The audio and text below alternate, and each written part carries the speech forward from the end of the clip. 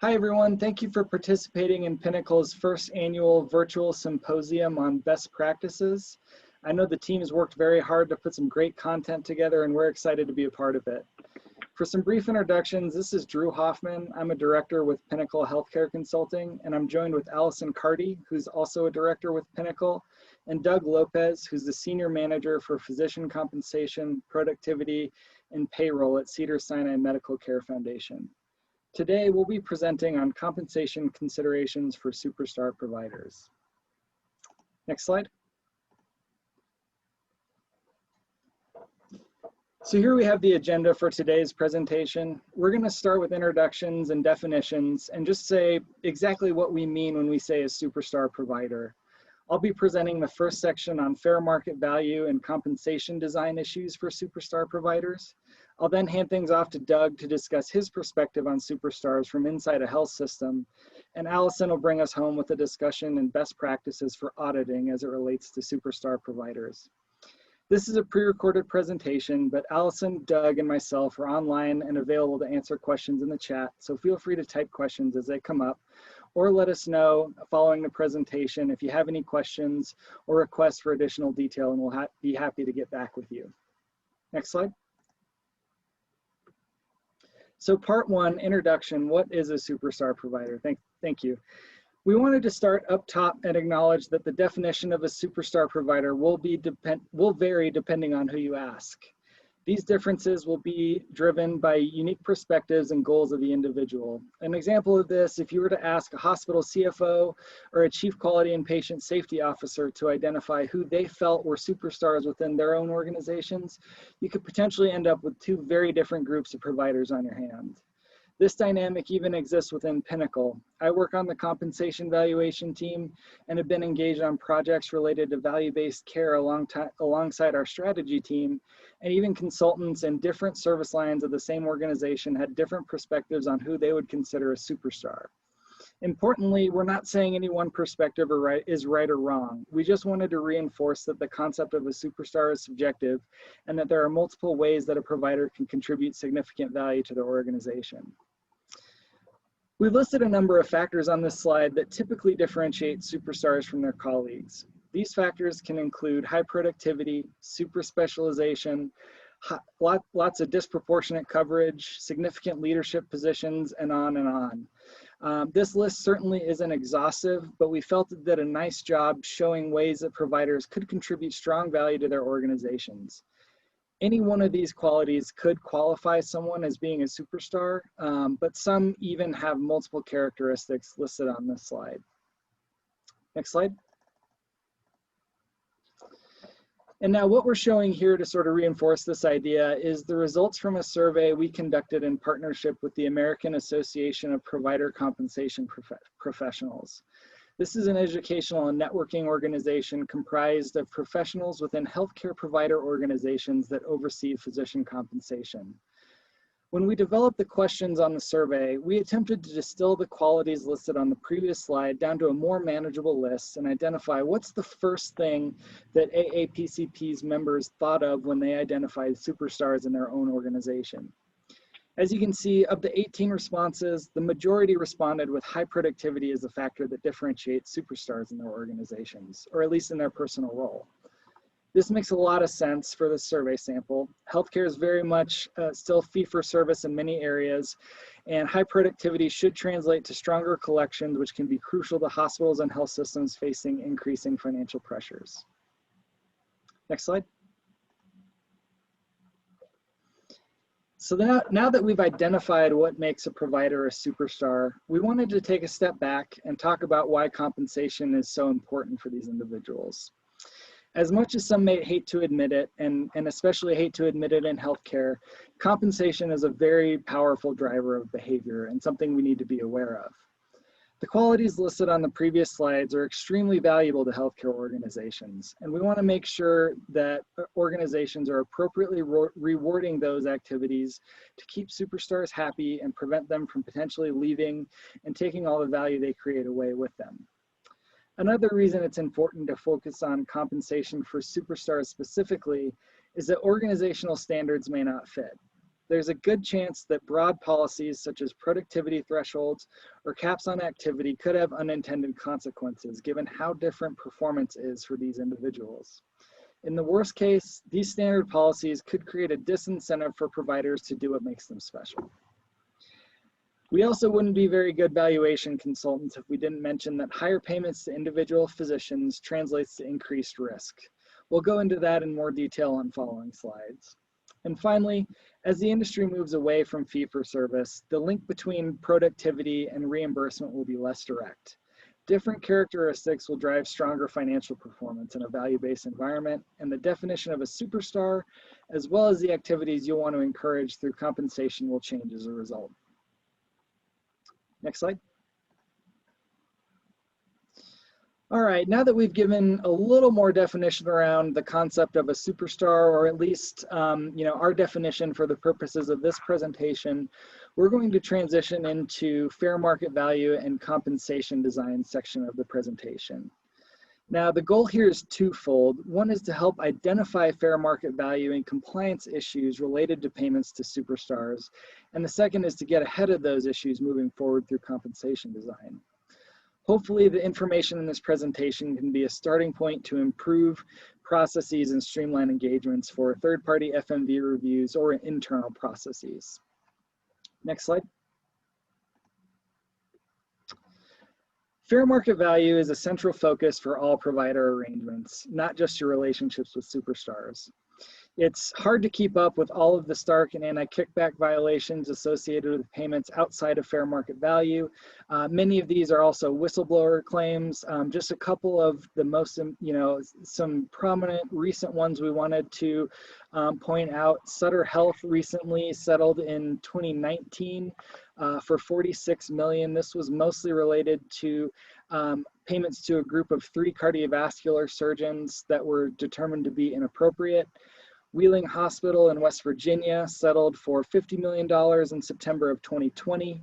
The focus of that settlement was payments in excess of $1 million to OBGYN, radiation oncology, cardiology, and pain management physicians. So you can see penalties are significant, and it could be a small subset of physicians that, these organizations potentially considered superstars can result in significant penalties to the organization if fair market value processes are not followed and documentation is not appropriate. High caliber physicians often earn very high compensation matching their value to the organization, and many complaints cite this high compensation. Complaints from OIG and other regulatory bodies cite this high compensation as a central issue, so we need to be careful about documenting the contribution and ensuring that payments to superstars are adequately supported as fair market value and commercially reasonable. Many times, internal processes and even methodologies for outside consultants are not equipped to recognize the value contributed by superstars. Third-party validation of fair market value is a very good idea for hospitals and health systems documentation strategies. Outside support of payments at superstar levels goes a long way to protecting the organization from potentially severe penalties that we just described. Next slide. One of the most common challenges we see with internal or external FMV processes when superstars are involved is applying the correct benchmark data. We need to ensure that the benchmark data reflects the physician's unique scope of services. Otherwise, the analysis could suggest that earned compensation exceeds fair market value. An example of this from a recent project I worked on is urologic oncology. The provider being reviewed has a very rare skill set and performs procedures that very few physicians around the country are able to.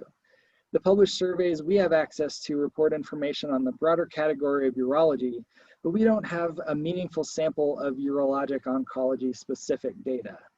If we were to utilize the general urology data in our analysis, the superstar quality of this provider would not come through in the analysis. It's important to note that the same concept can apply to all areas of contribution and not just clinical services. Another fairly common example we bump into surrounds administrative services where the title doesn't do the expectations justice. Complexity of the organization or the role, expanded duties and responsibilities beyond what's typical can cause some of the same benchmarking challenges that we described for clinical services. Now, the takeaway here is to first double check that you're using appropriate set of benchmark data. If appropriate and specific benchmarks aren't available, it's important to document how the physician services differ from what's reflected in the data set and what makes them a superstar based on that difference. If specific benchmarks aren't available, there are two main strategies that can be employed. One approach is to apply a blend of specialty data to better match the services offered by your superstar. Another example from a recent project where we used this strategy was for a skull-based surgeon. In that case, we blended general ENT and neurosurgery data given the procedural profile and training of that provider. The second approach that can be used here is to rely on market comparable examples. What we mean by market comparables are examples of payments for similar services identified internally or externally by Pinnacle outside of the survey data. This data is meant to be more specific and better match the local market expectations and specialty of the provider. There are definitely some pros and cons to this approach, but we like it because many times you can do a better job of matching the scope of services and also adjust for local market dynamics, as I mentioned. Some of the drawbacks with the approach are a reduced sample size and occasionally spotty documentation. All too often, we hear a physician say that Dr. X down the street gets double what I do for the same services, but at the end of the day, we're gonna need more documentation than that to validate and make sure that we are truly looking at an apples to apples comparison. Next slide. Another difficulty we commonly see in application of benchmark data is how to make sense of productivity that's off the chart. The table that's on the screen is an actual example, blinded obviously from a project we worked on the compensation valuation team. You can see productivity here is so far above the 90th percentile that it's difficult to say where total compensation should be, since only the quartiles and 90th percentiles of compensation and productivity are typically reported. The challenge comes about because many organizations use annual compensation as their internal metric, and you may not have a sense where that annual compensation should fall when looking at work RVU and total compensation benchmarks in cases of high productivity. When this is the case, adding a second round of review using a separate data set and evaluating compensation per work RVU or compensation to collections benchmarks is an appropriate strategy. If the compensation per work RVU or compensation to professional collections ratios are at the median or below, that should give you a lot of comfort that payments are reasonable and can be supported as fair market value, even if total cash compensation and work RVUs are off the charts and above the 90th percentile. This same concept can apply to specialties that are more shift-based and may not drive a lot of work RVUs, such as hospitalists or intensivists. In this case, you'd want to take a look at the total hours worked and hourly compensation rates as that second round of review. Next slide. Now that we have the benchmark straightened out, we can dig deeper into evaluating performance of providers and how it relates to FMV. When dealing with superstars, however that's defined, we know that those individuals are going above and beyond contribution that's typical of other providers at the organization and in the industry. Pinnacle is strong proponents that physicians should be rewarded for this hard work, but documenting the reasons for higher payments is critically important. The key to supporting higher compensation is documenting how performance exceeds others at the organization and in the industry. This slide lists some elements that our clients use to measure performance and is the basis for compensation. We won't go into all of them, but it's important to take away the documentation process here. In your file, as you're documenting high compensation to superstars, you want to have something that says industry standard performance is X, our superstar is at Y, which exceeds the norm and is the reason for higher compensation in this area. As appropriate, this information can be used to supplement the file internally or can be provided to outside firms for them to incorporate. So information can be provided to Pinnacle or other consultants to help them in their processes. Next slide. Wrapping up the fair market value section, we wanted to leave off with some additional miscellaneous topics that we still feel are very important. When duties for superstars overlap, you want to be careful about double counting. There are only 24 hours in a day, and as superstars take on more and more responsibility, you want to be sure that this additional effort is truly additive. Isolating personally performed services is another critical step in determining fair market value payments for superstars, especially when productivity is high. The main example here is that you don't want to give credit for services rendered by a hospital-employed APP, but billed out under a physician's provider ID as an example. We've heard some recent discussion with clients on interpretation of the fair market value range when multiple services are being provided by one physician. The fair market value analysis, a typical FMV analysis that we do, builds up to a range of value for each service and is compared to payments made for those activities, excuse me. Occasionally, payment for one area, such as administrative services, might fall above the FMV range for that service, but when you look at the arrangement in total, payments are supported.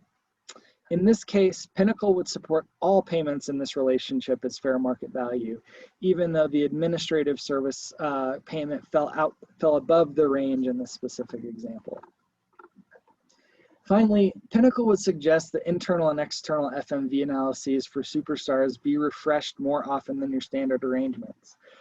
Allison will probably expand on this more in the audit section, but circumstances change and factors that differentiate performance could be temporary. Most organizations review FMVs for standard physicians or other arrangements every 2 to 3 years. However, given the higher payments and risk profile, we would advocate for annually or every 2 years for your superstars, or at least more frequent than the standard. Next slide. All right, so now that we've covered fair market value at a high level, or at least a crash course, we're going to shift gears and talk about compensation design for superstars. The first and most important consideration with compensation design is to be as clear and specific as possible when defining expectations under compensation plans. Whatever makes a provider unique and a superstar, the documentation methods we discussed in the FMV section can be incorporated into contracts and compensation formulas. This is pretty straightforward for high productivity. Base thresholds and incentive conversion factors are very self-explanatory and should be modified to account for superstars that are highly productive. Organization can be specific like this in any area, however, and disproportionate call coverage would be a great example. In the compensation design, you don't just want to say, we're going to pay X dollars per coverage shift. It would be better to note that the payment for coverage assumes that this provider is one of 2 physicians providing the coverage, which means that he or she takes X number of shifts when Y is the standard for this type of facility, which is why disproportionate coverage is being compensated. Next slide. Another very important compensation design concept is differentiating clinical and non-clinical compensation. For clinical compensation, want to be especially careful with work RVU-based structures for providers who are superstars because of high productivity. High-producing physicians actually earn less on a per work RVU or per unit basis, as shown by this graphic developed by MGMA. With that in mind, you want to be careful and set your conversion factors lower or thresholds higher for highly productive physicians to account for this dynamic. Additionally, compensation structures where base is set at a % of previous year's performance can be problematic for high producers. If the circumstances that drove high productivity changed, for example, an additional physician being recruited to fill a gap, or because base compensation may not be supportable given anticipated changes in productivity in this scenario. Another item we wanted to mention in this slide is that the 2021 CMS physician fee schedule has compounded the issue and added some additional challenges for organizations that tie compensation to work RVUs. Although the proposed and final rules were promoted by CMS as being budget neutral, that's really not the case for hospitals that employ or pay independent contractors on work RVUs. Highly productive physicians could see huge increases in compensation for similar amounts of work if the 2021 fee schedule is applied for purposes of calculating compensation. And that dynamic is magnified for those that do a high number of E&Ms, given the way the weights were changed. For non-clinical compensation, most activities are paid hourly, and as a rule of thumb, payments generally fall below clinical hourly rates. When determining payment rates for non-clinical services, you want to identify whether the physician's background and training are required for that activity. If so, specialty-specific rates can be applied, and if not, you should defer to a more general rate and a more conservative rate, something like family practice or internal medicine as a guidepost. Take an orthopedic surgeon as an example of this. You could pay orthopedic surgery rates for an orthopedic service line medical directorship, but would want to use a lower hourly rate for general committee work or other activities that could be performed by physicians other than orthopedic surgeons. Next slide.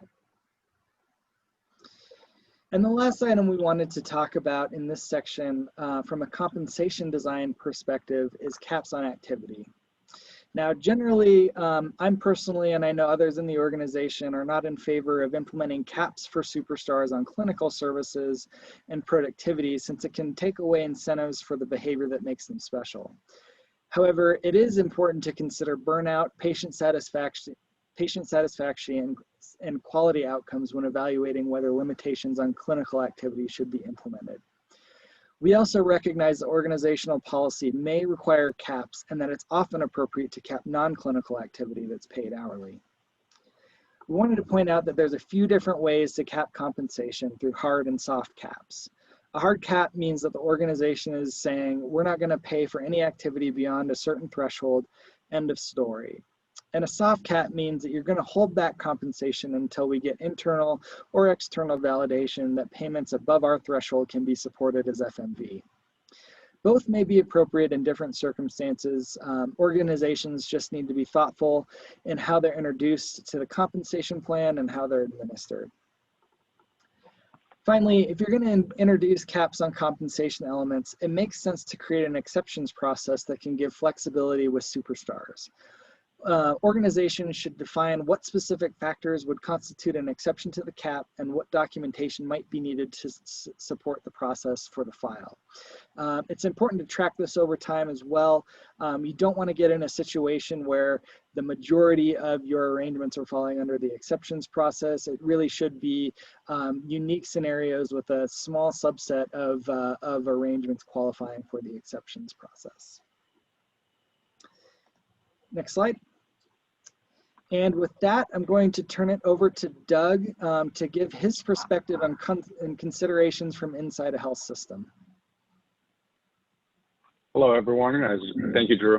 As Drew mentioned earlier during the introduction, my name is Douglas Lopez. I'm the Senior Manager for Physician Compensation, Productivity, and Payroll at the Cedars-Sinai Medical Care Foundation. I've spent the last 15 years of my career with Cedars-Sinai, the first half with Cedars-Sinai Medical Center, supporting the faculty compensation there, and more recently under the Cedars-Sinai Medical Care Foundation, supporting 15 different medical groups that are affiliated through the foundation. So I wanted to touch upon those two aspects, and a little bit of differences between what may be perceived as a superstar provider under an academic medical center or hospital versus foundation or medical group. So first and foremost, under the academic medical center, some of the examples I saw of superstar providers were really physicians who were internationally or nationally prominent in their field. They were recruited or hired with a very large scope of responsibilities to really develop a new program or grow a brand new program in a subspecialty. As an example, they typically would have low clinical productivity because they are mostly focused on building the program. We have also seen cases where we have recruited top caliber physician researchers who have a lot of grant funding and also bring in a lot of intellectual property to the institution. So those are some of the examples we have seen on the hospital academic medical center side, for which we've considered them to be superstars, and we've had to actually engage an outside party to support FMV. On the foundation medical group side, what we typically see as superstars are those who produce, have very high clinical productivity. As Drew mentioned earlier, they may be performing way above the P90 of the benchmarking data. They may have some APP supervision embedded in their scope of work, and also may be given some leadership or administrative responsibilities. We've also had cases whereby the physician is internationally known. Perhaps from a work RVU perspective, they are within, the 75th and 90th percentile, but because they are such experts in their field, they attract a lot of international or national patients and cash paying patients. So their collections compared to the benchmarks are way out of the norm. So it's a little bit of a contrast from what we see on the hospital side, but those are the two biggest examples I wanted to kind of highlight in my career with Cedars. So what's very important is, I think either on the hospital or on a medical group setting, is to really have a compensation philosophy defined. That compensation philosophy should indicate what your standard pay plan or compensation plan framework is, and how arrangements for superstar providers would be handled, reviewed. You may have, as Drew mentioned earlier, a hard cap or a soft cap. On our end, we've had a soft cap historically. We, target the P90, but then for these superstar providers, once we, to attract them to come to Cedars, or either to retain them if they're being recruited from another institution, we engage a third party to make sure that our above P90 compensation falls within fair market standards. And also that compensation philosophy would delineate the approval process internally. Once you've determined that the arrangement is within FMV and commercially reasonable, then you want to make sure that there's appropriate levels of approval for that engagement, and that it is documented, whether it's an employment agreement, a professional services agreement, whatever it may be. You want to make sure that it is outlined, and that the approval of that FMV is also documented and preserved. Next slide, please. So, documentation in an annual review is highly recommended. From my perspective, as I mentioned earlier, we want to make sure that whether it was an external opinion or internally determined, we want to make sure that we have the FMV documented in the employee or the physician's file. It is key to protecting the institution.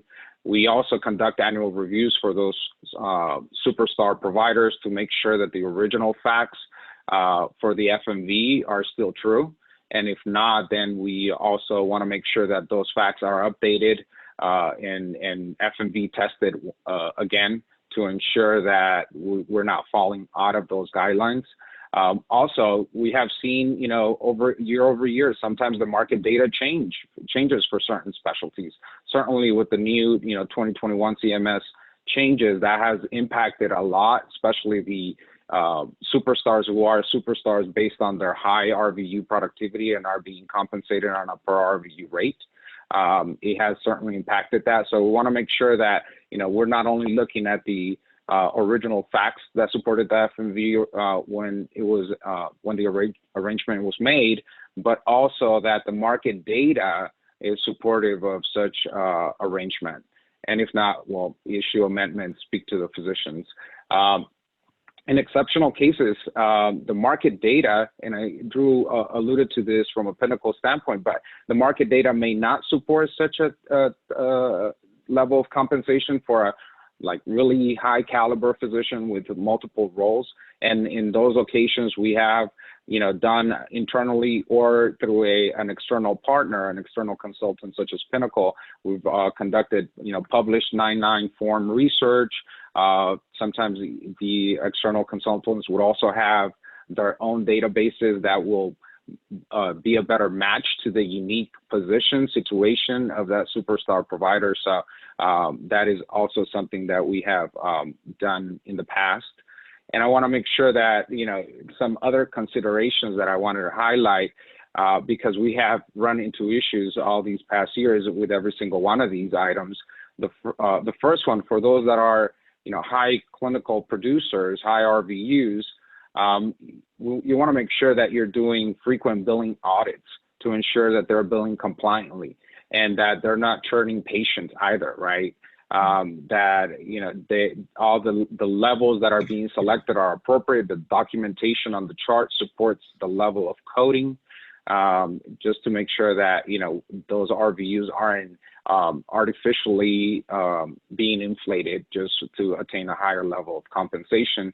Again, on the clinical productivity side, you want to make sure that you're also paying for personally performed services.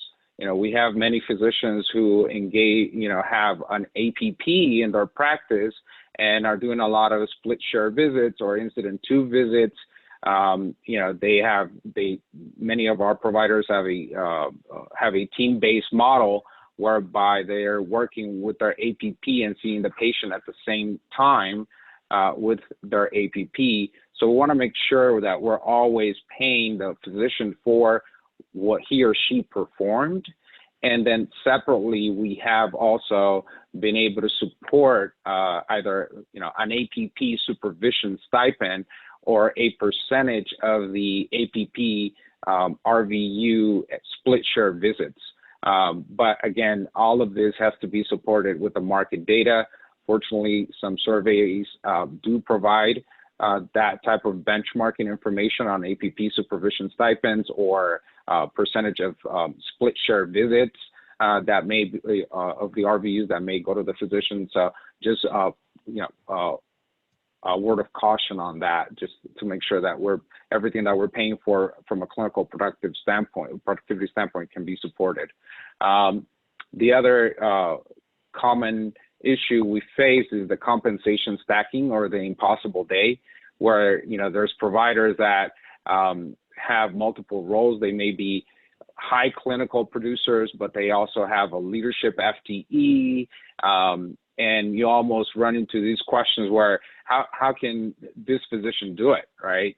They're spending 6 to 8 hours a day in the clinic or in the OR, plus they do teaching, plus maybe they do clinical research or bench research, and maybe they also have some leadership. So it's important that while you can support paying for each of those different components, you want to make sure that they're not overlapping and that they are truly being completed or done by the physicians. And a way to do that, especially on the non-clinical pay, is to require an hours log that is submitted monthly by the physician for their non-clinical activities. You want to partner with your operational management that are there in the clinics with the physicians and audit their schedules, right, to make sure that they have block time for each of their roles, for their clinic time, for their OR, for their administrative, etc. The other items that I wanted to highlight, although they're not on the slide, is we've often heard from physicians who may be heading to retirement, I'm bringing a lot of referrals to the junior partners, and I should get compensated for that. That's a big red flag for us. There is no way we can, support from a market standpoint the concept of a rainmaker pay. So it's important that we be careful with that. Wanted to highlight that one. And the last thing I wanted to mention is that also you want to make sure that you're always considering equity and diversity, especially in our world today. You should have a high emphasis on ensuring that compensation decisions are equitable, not only within the specialty, but also across gender and ethnicity, right, lines. So as a good example, if you bring in a high caliber female leader hired to build a brand new program and she's nationally and internationally known, high production levels, you want to make sure that you are going to offer a compensation arrangement that is similarly structured to perhaps a male physician who you hired maybe a year or two ago and has a similar, scope of duties and similar scope of practice. So I think that that's something that we've been really focused on over the last few years. It's always been the case, but now it's a heightened awareness about that. And even if it crosses, specialties, you just want to make sure that the compensation terms, the methodology that you're using to arrive to FMV and to your offer are equitable across the board. So with that, I'll transition to Allison Carty, who will speak regarding the auditing process for high caliber physicians.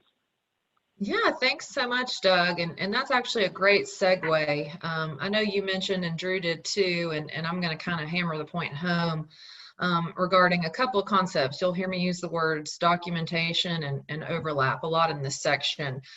So really the goal of this section, now that we've sort of talked about FMV and comp plan issues and sort of some perspectives from inside a health system from Doug's standpoint, what I'm going to do is walk through the process of how we actually go about conducting START compliance audits for these types of arrangements, really just the nuts and bolts, what exactly we look at, how we do it. So real quick at the top of this section, I'll mention, high caliber superstar physicians, they really underscore the need for reviews and audits.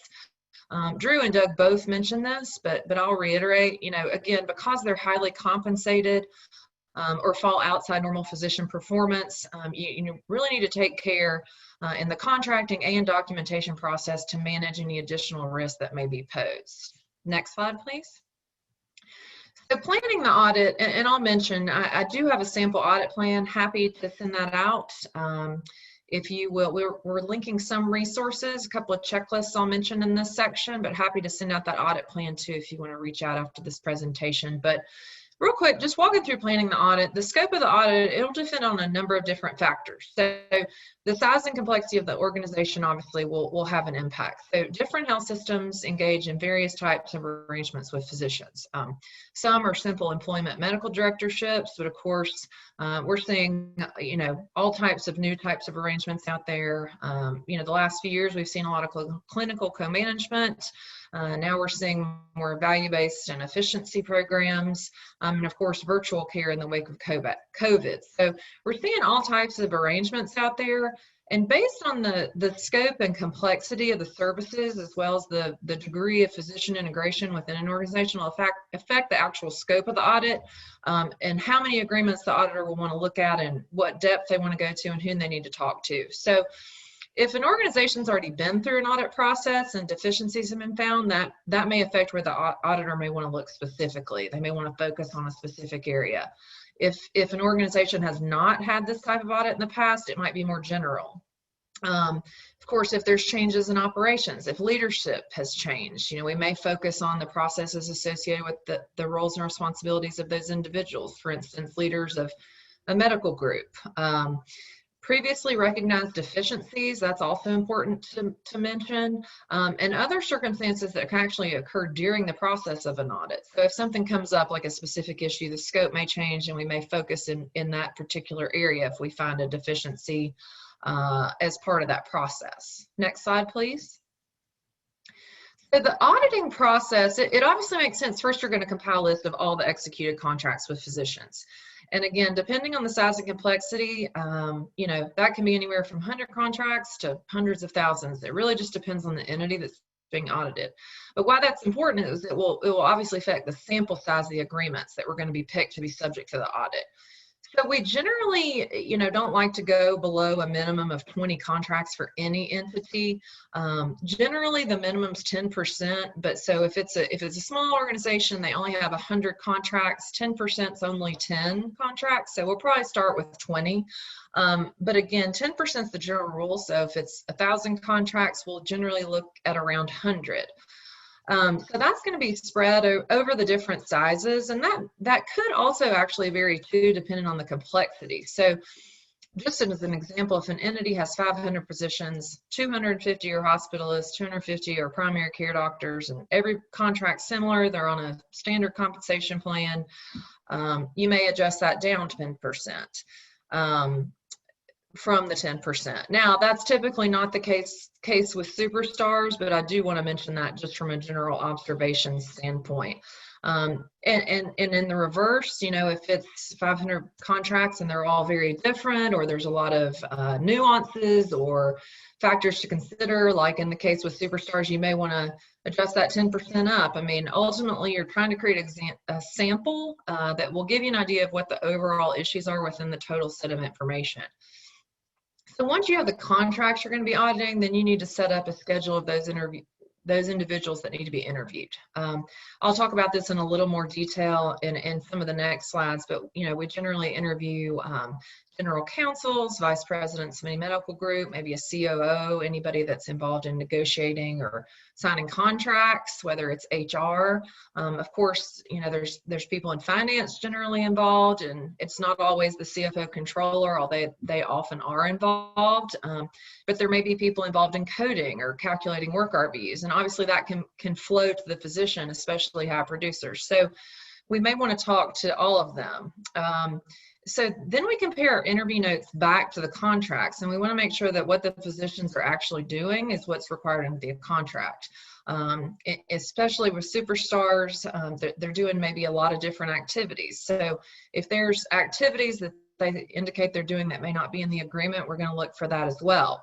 And then obviously we want to reconcile the physician payments back to the contracts, and that's for W-2 or 1099 or K-1, sort of any kind of compensation. And ultimately making sure that what the physicians are getting paid is representative of what the terms of the agreement actually are. So if it's an hourly rate, are they getting paid for those hours? Is everything being filled out completely, and is it being reviewed? You know, Doug mentioned timesheets. That's very important. And it really comes down then to F&B and commercial reasonableness. Need to make sure that both of those are documented for each arrangement.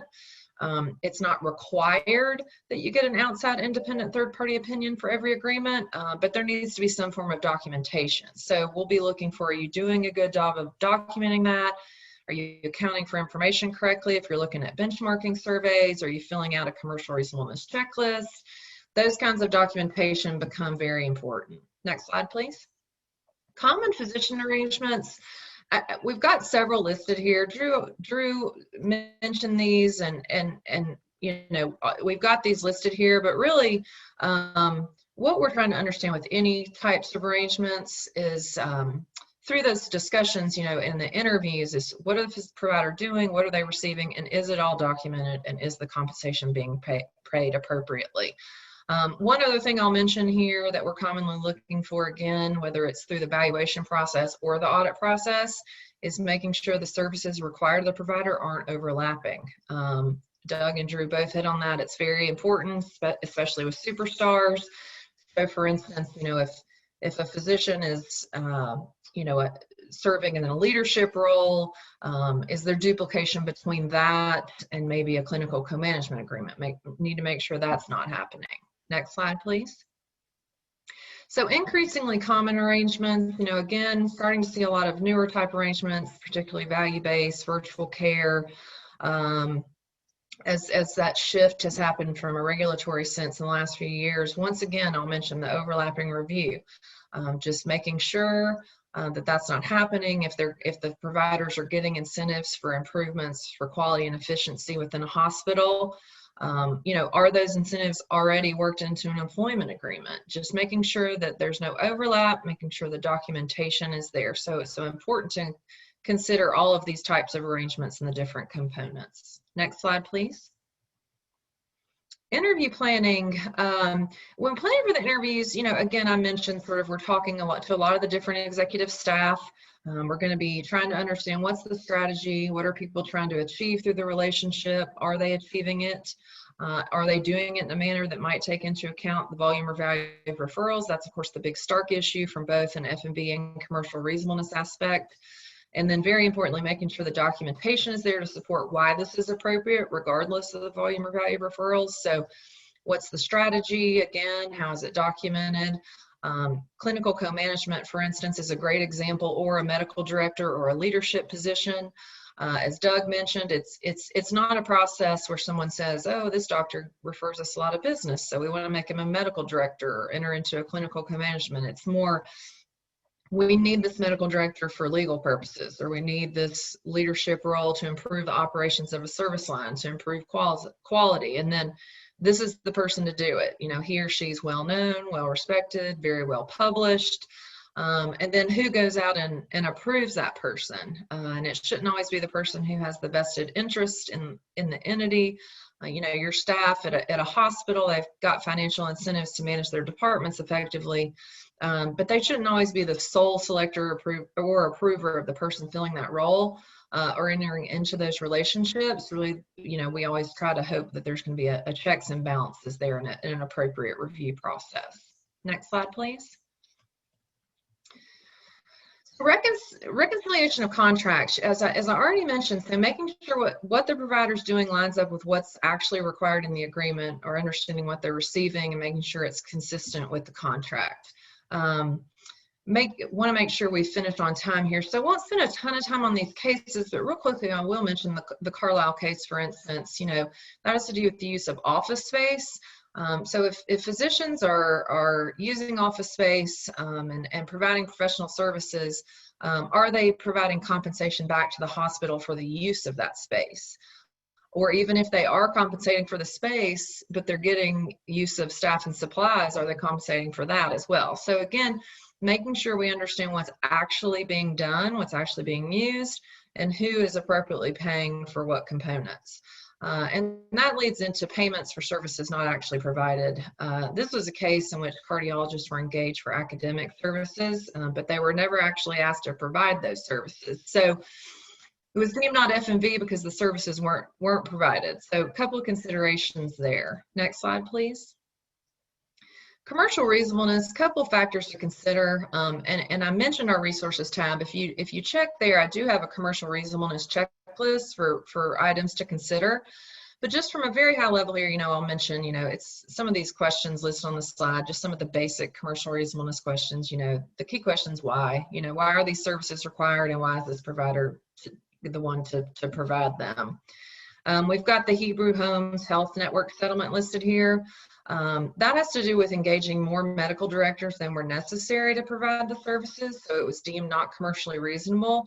Again, you know, with superstars, if they're providing administrative or extraordinary services, you know, make sure that's not overlapping with the resources that you already have.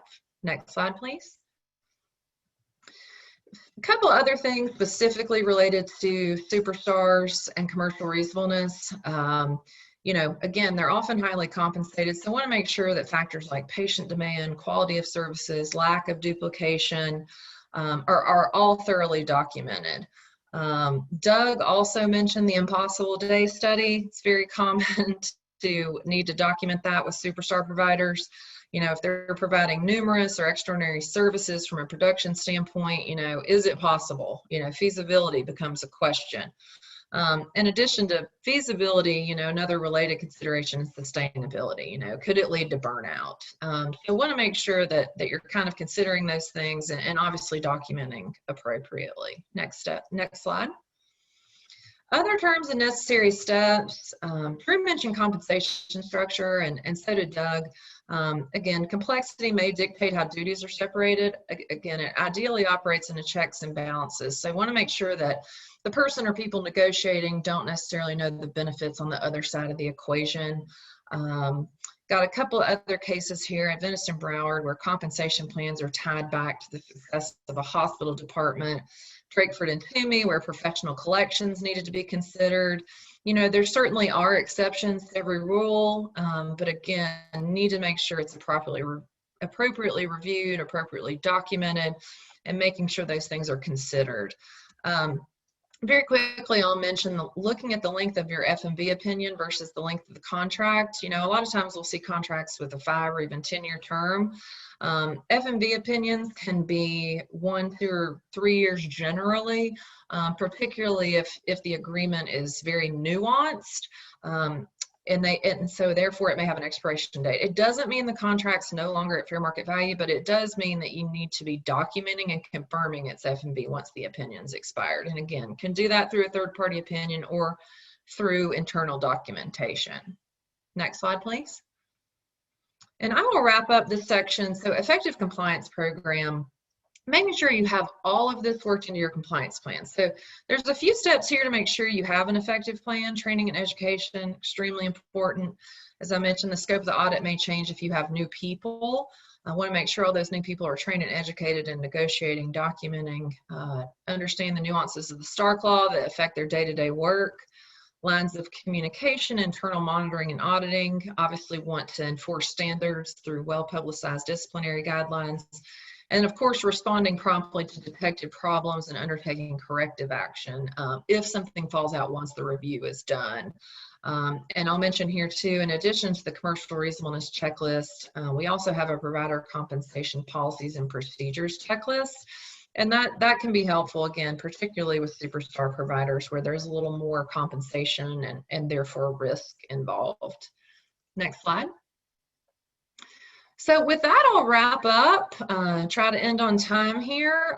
Certainly invite Drew and Doug to jump in on final comments, but I'll just sort of kick things off by saying, you know, the superstar providers, they can certainly add a tremendous amount of value to an organization. They can bring, you know, leadership, quality, productivity, very specific expertise. Just need to ensure compliance, you know, make sure policies and procedures are followed, make sure these arrangements, just like any other arrangements, stay in compliance. Doug, Drew, if you have anything else to add, feel free to jump in. And certainly if those of you listening, we appreciate your participation. If you have additional questions, you can reach out, as we mentioned, to any of us after this as well, and we'd be happy to follow up. Thanks, Allison. Just, you know, just building on that, saying, you know, because of the risk involved with superstar providers, just be very careful about documenting and make sure you're telling the story about why they're special and why, you know, they deserve the higher compensation that they're earning. I think that's the theme for all three sections of the presentation. Yeah. Yeah, couldn't agree more. Documentation and the, you know, frequent audits, it becomes so key for high producers, high superstars. It does. Well, thanks so much for participating, and we hope you enjoyed today's presentation. Thank you.